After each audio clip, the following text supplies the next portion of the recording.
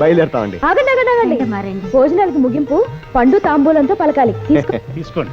లక్ష్మికి మాట రావడంతో మళ్ళీ ఈ ఊరంతా సందడితో కలకలాడిపోతుంది రాఘవయ్య గారు. వచ్చేసా గురుగారు. ఈ శుభ సందర్భంలో నేను కాసేపు నాదస్వరం వాయిస్తాను. ఆపు ఆపు, ఇప్పుడే వీళ్ళంతా భోజనం చేశారు, పాపం ఇళ్ళ దాకా వెళ్ళాలి కదా.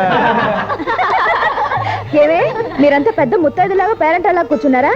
క్యారం బోర్డు తీయండి, కాసేపు ఆడుకుందాం. తొందరగా తీయండి.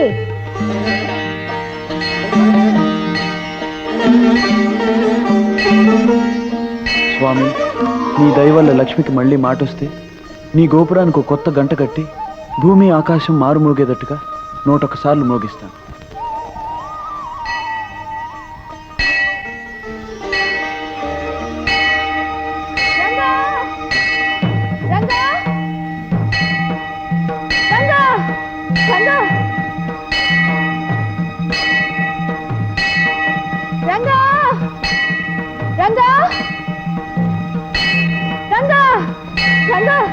ఏమిటిది? దిగు